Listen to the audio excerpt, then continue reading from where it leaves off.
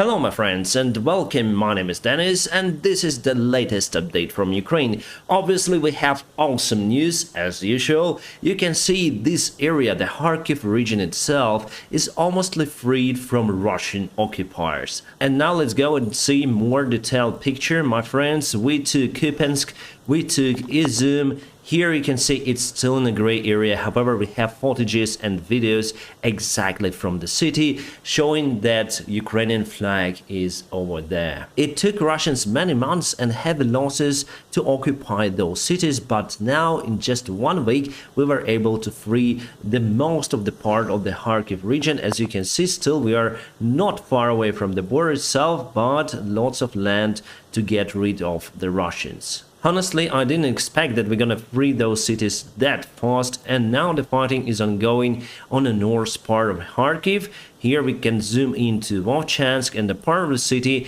is already taken by Ukrainian forces. We may state that, and they evacuate their own government, the local government, to Russian border. And also there are lots of cars of those who collaborated with the Russian regime. They afraid of Ukrainian forces, of Ukrainian soldiers, they afraid of revenge, and now they're running away to Russian territory. However, Russia doesn't want to let them in. And that is why there are lots of queues near to the Russian border, and also we have some of the success near to Kazachalopan. Just to remind you, Russia was able to build a huge defense line over here, but we were able to break through that, and now we are also near to the Russian border over here. The same goes here near to Mali, Prohodi and Lipsy, so we are also very close to that place, and I expect Russians just to run away also from the north side. And it's great for Kharkiv because now they can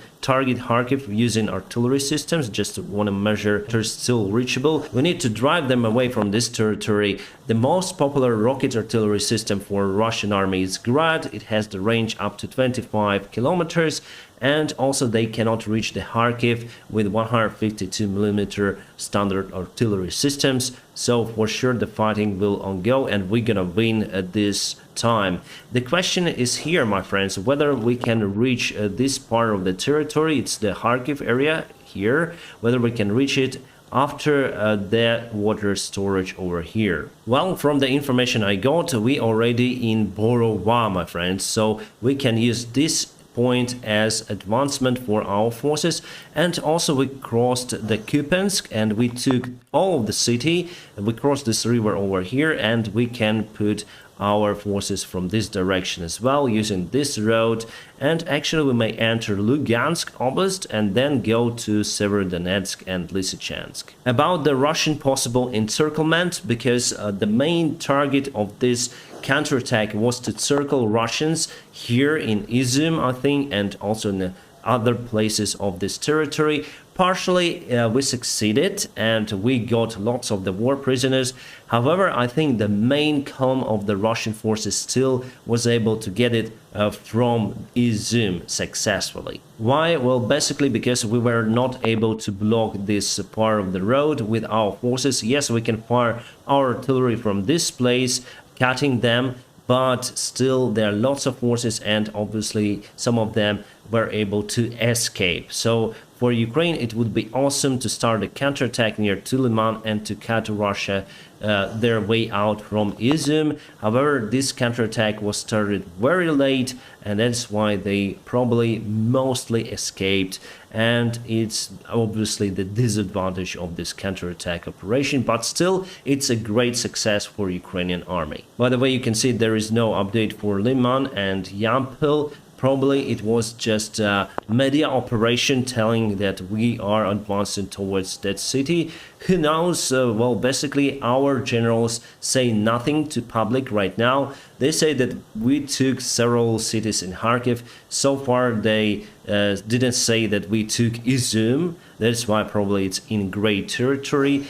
However, my friends, I expect more cities and villages to be freed from Russian occupiers. And now I just want to show you how it's all started and how it continued for basically 5 days. Yes, today's 9/11, 11th of September. And you can see it happened like 3 days ago. 9th of September, you can see huge advancement of Ukrainian forces towards Kupiansk at first, and then Izum, and then to the north to Vovchansk. And Russians are just running away. Why Russians are running? Basically because they afraid of Ukrainian army, and Russia tried to send more reinforcements to Kupiansk, and all of their reinforcements were demolished. That is how we gonna take every part of Ukrainian territory back. But still, there will be some point that Russia will gather their forces and put resistance towards our counterattack, and we need to be ready for it. However, now we don't have the huge resistance. That is why I expect this counterattack to continue, maybe go through the Lugansk Oblast in this Severodonetsk and Lysychansk. Yesterday we got the information that the fighting was ongoing near to those cities. However, now it's not confirmed. Well, because of that advancement wave, there is also a media wave saying that Ukraine took that part, Ukraine took that part, and obviously we have many fakes. So for today, Severodonetsk and Lysychansk unfortunately still occupied by Russian forces. And there is no update for Donetsk airport. Yesterday I told you that we got the information that our forces advanced towards that airfield. Now it's not being confirmed, my friends, so still this airfield is controlled by Russian forces. And now let's move to the south, my friends. Here you can see some of the advancement. So it's the 10th of September. Let's go for today. Yes, we advanced here, and we're very close to the Russian military base. Obviously, we took this Suhi Stavok. It's showed in a gray territory. However, I know that we took that place. And we also took Alexandrivka. I also know it, but somehow it showed here that Russia is controlling it.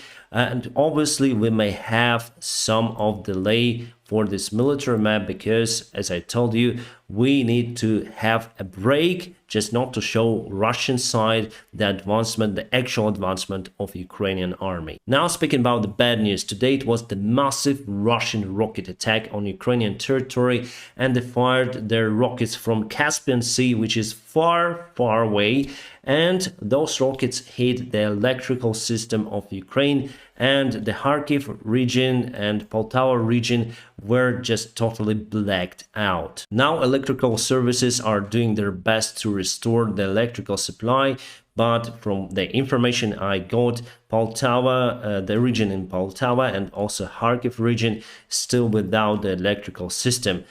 We have the generators for Ukrainian army. Obviously, it will not influence them, but for civilians, yeah, it's very bad stuff, my friends. And before we move to the latest news and updates, let me introduce you the sponsor of today's video. The sponsor of today's video is you, my friends, who are watching me right now. Thank you so much for it. Now, don't forget to press the like to this video, stay awesome, and let's continue. About the latest blackout, we have the information from the President's office, and Sumsky Oblast, Poltava region, Dnipropetrovsk region, part of Donetsk, and Kharkiv is without electrical system for now, and Russia is firing towards the electrical infrastructure. If you don't have electricity, you don't have the water because the pumps are not working, and also you cannot warm up the water for the heat during the winter time or autumn time. Now it's getting colder.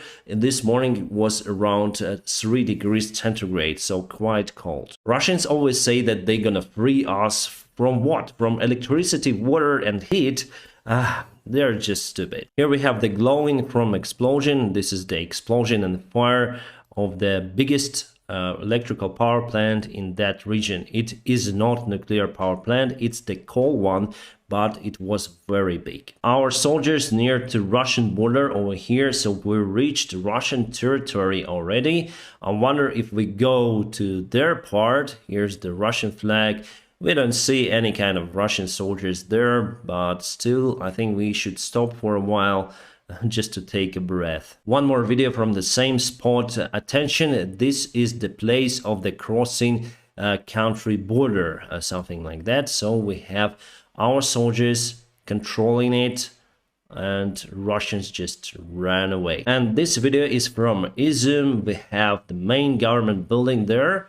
Our soldier, the building was demolished during the fighting, but some of the houses nearby, I can see that they're in a good state, so Russians mainly run away, saving their lives. And this is Goptovka, near to the Russian border. You can see our special forces there, and the area is here. I can see that it's not more than 5 kilometers from the Russian border. Our forces are in Dvorichna. It's on the north from Kupensk. We have Dvorichna sign here. Obviously it will be repainted for Ukrainian colors, and yeah, Russia took that village long time ago and we were able to retake it very fast. We have Russian Orlan drones that were never used, I think. So they packed in those kind of cases, and we now have them. Probably they're gonna fight for our army. And this is the electrical power plant. You can see the fire over there. I hope it's gonna be restored very soon. So you can see that partially that infrastructure object is not intact, so we have just one part of it that is severely damaged on fire, and I just hope that everything will be renewed for our civilians. If that happens during the winter time, obviously there will be massive infrastructural problem for the people, for civilians, and for me, maybe even here near to the Kyiv, because we will lose the heat, and it's very cold out there during the winter time. So obviously we need the anti-rocket systems as NASAMS to be delivered to Ukraine very soon. Lviv International Airport on the western side of Ukraine may restore its operation and could be the first Ukrainian airport to do so, but now those are just words from our infrastructure minister. For now, obviously it's unsafe because Russia may fire their rockets to any kind of the spot here in Ukraine. President Zelensky shared his condolences to American people, because yes, it's 9/11, we all remember that date. I was 14 years old then, and I remember then I heard the news about the airplane that collided to the one of the buildings of the Trade Center, and I thought, oh, it could be just an aviation accident, but after we heard about the second airplane, obviously we understood that it was the intentional attack on that trade center. And not only after that, I think everything changed for many, especially in the United States, in the aviation sector, because I know it, I'm the airline pilot now, and probably after this war, it's going to be the major change in the world construction again. After 9/11, the United States of America showed that they can fight for their freedom. And obviously now Ukraine also takes action to fight for our freedom. Basically, we have very similar enemies. There was barbarians, and I cannot pronounce this word starting on T on YouTube, otherwise this video will be banned or something. And we have also barbarian state to fight against. And yeah, we're gonna win it. Some of the videos and footages from the Kharkiv region. Here we have Ukrainian tanks. You can see those white pluses. It means it's our new marking for this particular counterattack, I think, and it will stay with us for a long time because there's going to be many more counterattacks. You can see T-72 probably, or maybe it's T-64. I'm not good at tanks, my friends. And here you can see Russian tanks that were taking on the track by our forces. You can see that's there. Here we can see the Russian BTR that also was taken. So Russia just throw their forces and we're running away through the swamps, lakes, rivers, and you can see what happened. So we need to drive those out and put to our army. Some of the news from Crimea: Sukhoi Su-34 airplane crushed there for unknown reason. From the information I have, pilots were okay. They ejected from the airplane. I think something happened to the airplane systems, I guess. Here's the new statistics of the Russian losses, and sometimes I got the comments saying that this statistics is not right and actual Russian losses are much lower. Well, today we have a document stated that we counted more or less correct. So this is official Russian document where Ministry of Finances reserved 360, almost 62 billion rubles for compensations for Russian widows and families of those who lost their loved ones on the front lines, let's say soldiers who lost their lives in Ukraine.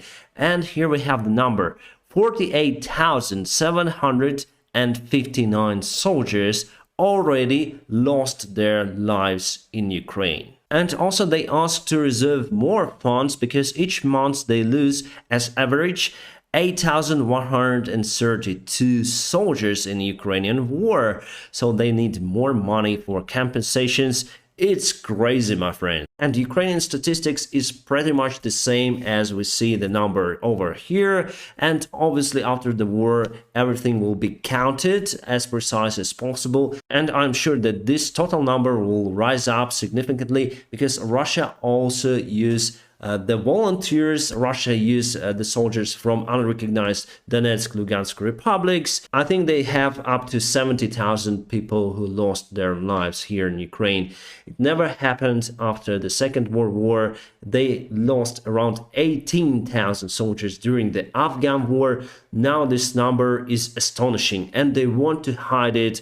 But here we have the real document, my friends. How can you speculate with it? My friends, I'm gonna keep you updated on the situation here in Ukraine. I hope to receive many more awesome news for tomorrow. And now please press the like to this video, that helps me a lot. And if you want to support me, there are some links in the video description. You may support me on Patreon, PayPal or Donatello, whichever you like. Those of you who support me, my friends, you are awesome. Thank you so much for it.